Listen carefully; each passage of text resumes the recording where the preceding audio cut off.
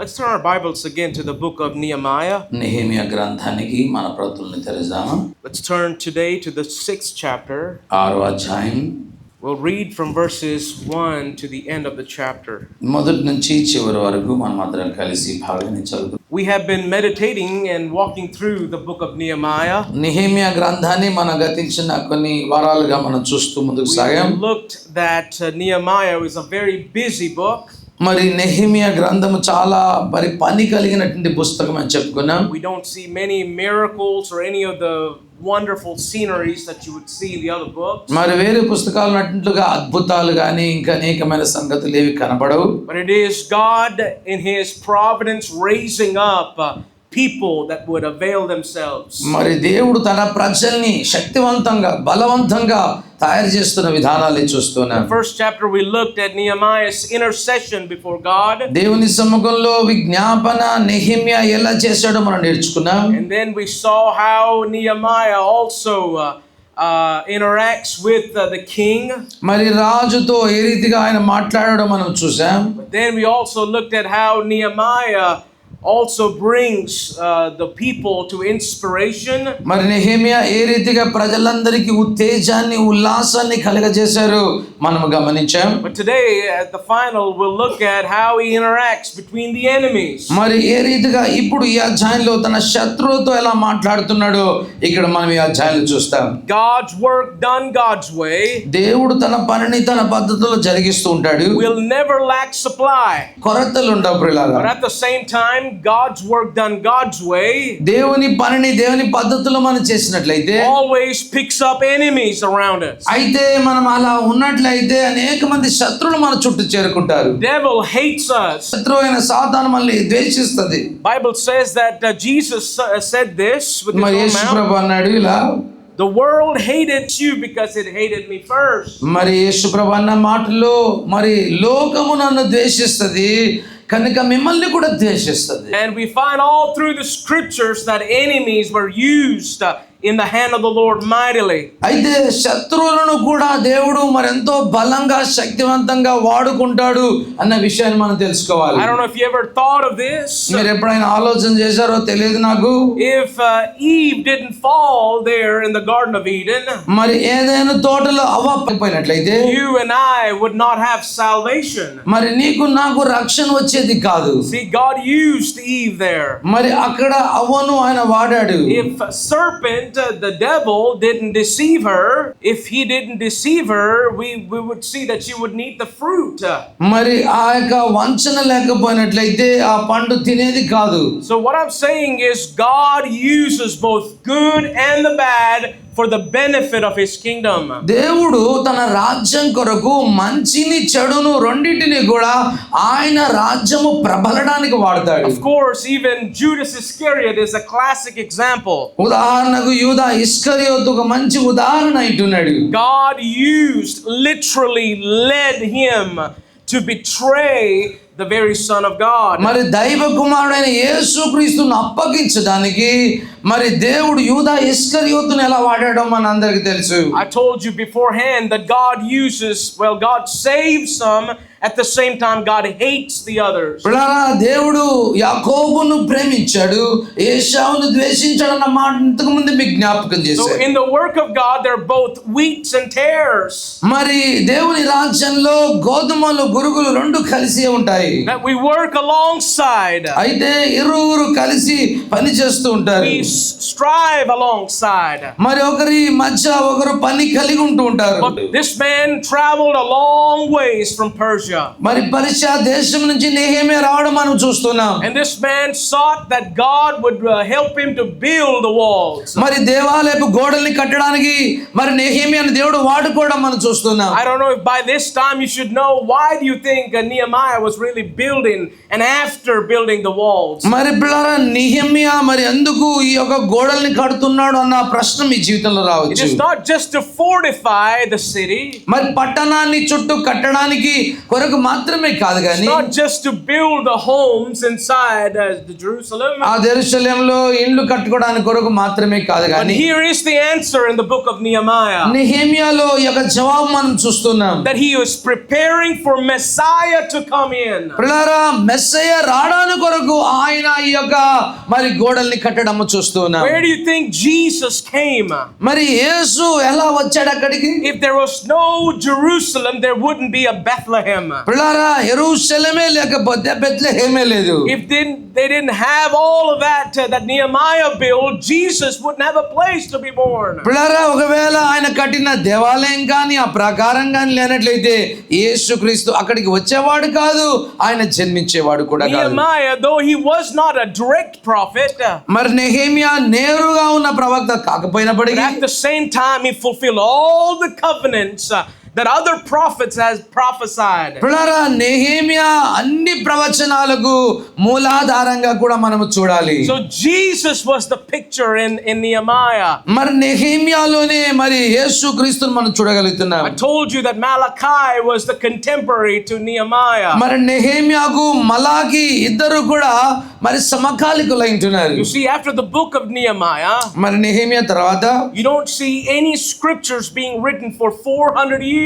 నెహెమ్యా గ్రంథము రాసిన తర్వాత 400 సంవత్సరాల కాలం వరకు ఇక లేఖనాలు ఏవి కూడా Those రాయబడలేదు. are the dark ages, the silent period time. మరి అవన్నీ కూడా చీకటి కలిగిన కాలము, మరి నిశ్శబ్ద కాలంగా మనం చూస్తాం. The time between the Old and the New Testament is called Inner Testament period. మరి పిల్లరా, పాత కొత్త నిబంధన కాలాన్ని ఇంటర్ టెస్టమెంటల్ పీరియడ్ అంటాం. And that time, in that area, we see God would not speak to any of us. ఆ దినాల్లో మరి దేవుడు ఎలాగూ ఎవరితో మాట్లాడని కాలంగా మనం చూస్తున్నాం. And the devil was rampant in that days and producing many other religions. మరి ఆ దినాల్లో అనేకమైన మతాలను మరి సాతానుడు కల్పించిన ఆ యొక్క 400 సంవత్సరాల గడియ మనం జ్ఞాపకం So చేసుకోవాలి. God used even the silent periods to bring about his good. మరి మంచితనాన్ని ఆ నిశ్శబ్ద కాలంలో కూడా దేవుడు మంచితనాన్ని తీసుకొచ్చాడు. So today we'll look at these three enemies of Nehemiah. Nehemiah గ్రంథంలో ఉన్న 3 శత్రువులను మనం చూద్దాం. Number 1, we see Sanballat. ఇక్కడ మనం 6వ అధ్యాయంలో చూసినట్టయితే సన్బల్లటును చూస్తున్నాం. Number 2, we see Tobiah. దాని తర్వాత టోబియాను చూస్తున్నాం. And also Geshem. దాని తర్వాత అరేబియుడైన గేషేనును చూస్తున్నాం. The Bible also says there were other prophets that worked with these enemies. మరి ఈ యొక్క శత్రులతో పాటు మరి ఇంకా అనేక మంది మరి ప్రవక్తలు కూడా పనిచేశారు. And all of them banded together against the work that Nehemiah was trying to fulfill. Nehemiah ఏ పనినైతే సంపూర్తి చేయాలని ఆశపడ్డాడు, వాటన్నిటికీ వ్యతిరేకంగా ఈ 3 తక్కిన వారందరూ కలిసి కట్టుగా ఉండడం మనం చూస్తున్నాం. Let's look at chapter number 6 verses 2 and 3. 6 అధ్యాయము 2-3 వచనాలు చూద్దాం. And Sanballat and Geshem sent unto me, saying, Come, let us meet together in one of the villages in the plain of Ono. But they thought to do me mischief. And I sent messengers unto them, saying, I am doing a great work, so that I cannot come down. Why should the workers cease while I leave it and come down to you? 2-3 వచనాలు చదువుతున్నాను. సంబట్లటను గేషేనును నాకు ఏదో హాని చేయుటకు ఆలోచించి ఓనో మైదానమందున్న గ్రామములు ఒక దాని దగ్గర మనము కలుసుకుందాము రండని నా యొద్దకు వర్తమానము పంపిరి. అందుకు నేను చేయు పని గొప్పది, దాన్ని విడిచి మీ యొద్దకు వచ్చుటకైనా నేను దానిని ఎందుకు ఆపవలను? నేను రాలేనని చెప్పుటకు దూతలను పంపితిని. In your and in my life, నీ జీవితంలో నా జీవితంలో the enemy roars with a very call saying, come down from where you're at. మరి సాతానుడు మనల్ని ఎలా పిలుస్తాడంటే కిందికి దిగిరండి అంటుంటాడు మనం చేస్తున్న దేవుని పనిలో నుంచి. Leave what you're doing, forsake everything that is of the Lord and come down. మరి దేవుని పనిలో మీరు నిమగ్నమై ఉంటున్నారు కదా, కిందికి దిగిరండి అంటున్నది Stop సాతాను. all of your businesses. మీ యొక్క వ్యాపారాన్ని దేవుని కొరకు చేస్తున్న పనులన్నింటినీ ఆపివేయండి. Stop all of your knowledge and your wisdom that God has given you. దేవుడు మీకు ఇచ్చిన జ్ఞానాన్ని, దేవుడు మీకు ఇచ్చిన శక్తిని అంతటినీ ఆపివేయండి అంటారు. Come down and fellowship with us. మాతో కలిసి సహవాసంలో ఉండండి. Come down and join with us. మాతో కలిసి కట్టుగా ఉండండి. But Nehemiah answers them and saying, Nehemiah అంటున్నాడు, వారితో జవాబు ఇలా ఇస్తున్నాడు, I cannot come down. నేను రాలేను అంటున్నాడు. For I'm doing a great work. నేను చేయు పని గొప్పది అంటున్నాడు. We're all involved in the great work of God. మనమందరం కూడా దేవుని రాజ్యం కొరకు పని కలిగి ఉంటున్నాం. If you are today in the house of the Lord, నీవు ఈ దినము దేవుని ఆవరణాల్లో ఉన్నావు అంటే, and if you think for one moment that the work that is happening here is not great, మరి ఇక్కడ జరుగుతున్నటువంటి పని గొప్పది కాదు అని నువ్వు అనుకుంటున్నట్లయితే, you're no part of the God's kingdom. దేవుని రాజ్య సంబంధివి కావు అన్న విషయాన్ని నువ్వు You తెలుసుకోవాలి. have no part in His kingdom to come. ఆయన రాజ్యంలో పాలు లేదన్న విషయాన్ని తెలుసుకోవాలి. That's what Nehemiah replied in the 2nd chapter, verse 10 there. 2వ అధ్యాయం 10వ వచనంలో ఆ మాటల్ని నెహెమ్యా జ్ఞాపకం చేశాడు. He said, you will have no testimony amongst us. మీకు ఈ యొక్క పనుల్లో ఎలాంటి జ్ఞాపక సూచనలు ఉండవు అని జ్ఞాపకం చేశాడు. We're all busy, church. మనమందరం కూడా దేవుని పనిలో బిజీగా ఉండాల్సిన వారమే. Jesus said this. యేసు అంటున్నాడు, I will build my church and the gates of hell shall not prevail against it. నేను నా రాజ్యాన్ని కడతా, పాతాళ లోక ద్వారములు దాని ఎదుట నిలవజాలవు. Jesus didn't come to play around. పిల్లారా, యేసుక్రీస్తు ఆటలాడుకోవడానికి రాలేదు. Jesus didn't give us some religion and formalities to fulfill. మరి ఏదో మత సంబంధమైన ఏదో కట్టుబాట్లు ఇచ్చి వెళ్ళడానికి రాలేదు. Jesus didn't come to give us some politics and rules and rituals. కొన్ని కట్టడలను, కొన్ని విధులను మరి ఆయన నేర్పించడానికి రాలేదు. Jesus came with a purpose that is to give himself as a sacrifice. ఆయన ఎందుకు వచ్చాడంటే, ఆయన ఒక బలియాగం చేయడానికి కొరకు, తన ప్రాణాన్ని అర్పించడానికి కొరకు ఆయన నేలకు దిగి వచ్చాడు. He came down to give himself as a ransom for our sins. మన పాపముల కొరకు క్రయధనంగా ఆయన చెల్లించడానికి వచ్చాడు. He came that men would take a handle over him.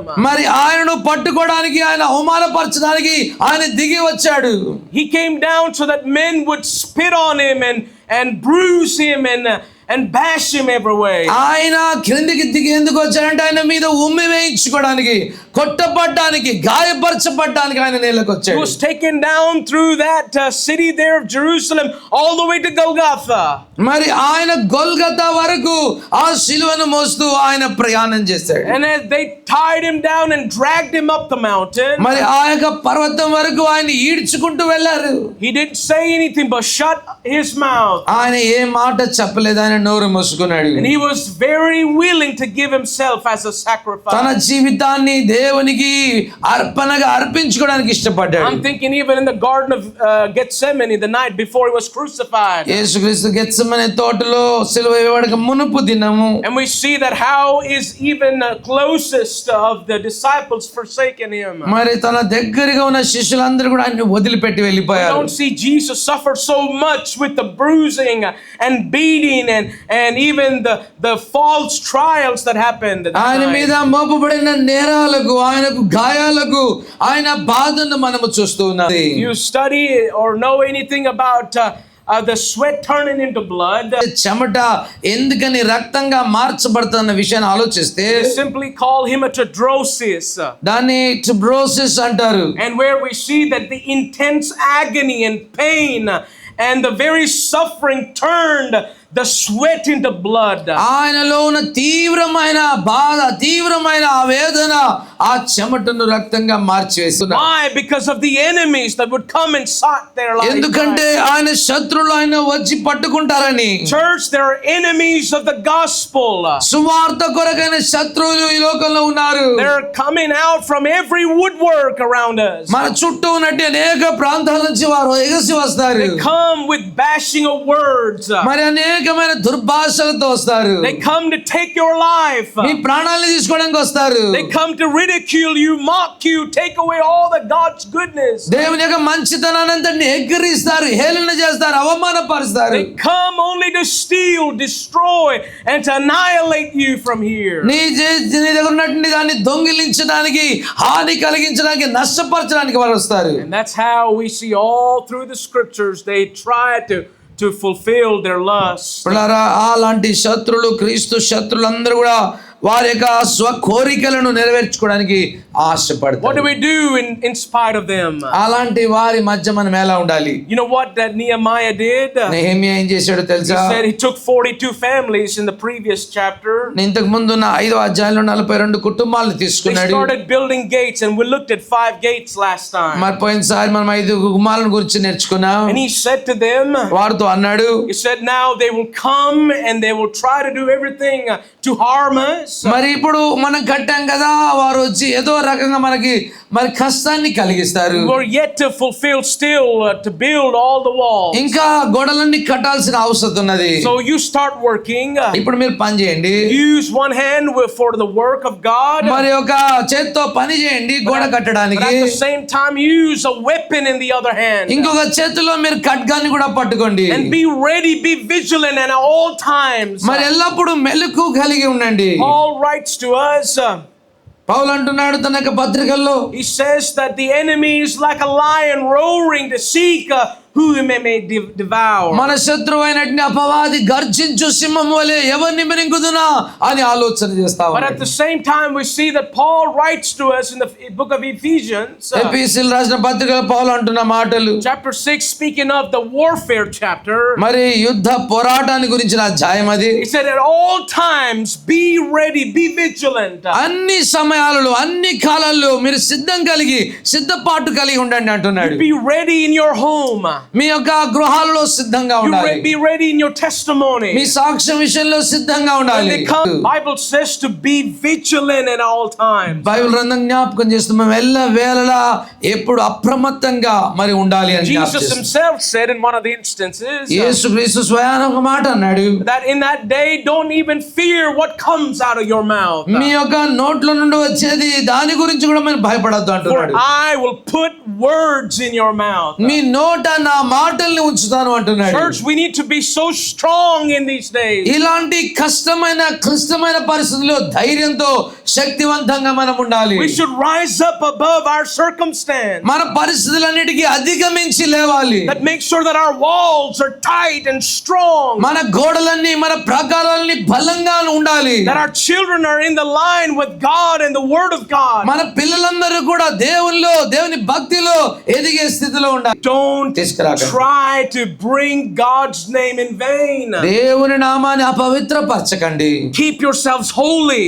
పరిశుద్ధంగా ఉండండి. Keep yourselves sanctified. పవిత్రంగా, కడకు ప్రత్యేకంగా ఉండండి. Give no place to the devil. అపవాదికి చోటు ఇవ్వకండి. When something like this happens, you want to stay strong together in unity. పిల్లరా, మనం ఇలాంటి సంఘటన జరిగినప్పుడు మనందరం కలిసి కట్టుగా ఒక్కటిగా నిలబడాలి. If you're broken, if you're divided, how are you going to stand before మనం విరిగిపోయినట్టయితే మనం ఎలా కలిసి కట్టుగా ముందుకు సాగలం? And here is Nehemiah inspired all the people there. అక్కడ ఉన్నటువంటి ప్రజలందరినీ కూడా ఉత్తేజపరిచాడు ఆయన. He didn't have one less fellow in his team. మరి ఆ యొక్క టీమ్ లో ఉన్న వారు ఒక్కరు కూడా తప్పిపోలేదు. Everyone was banded up together. అందరూ కలిసి కట్టుగా ఉన్నారు. While they were working, the other men guarded them. మరి కొంతమంది పని చేస్తుంటే కొంతమంది వారిని కాపు కాశారు.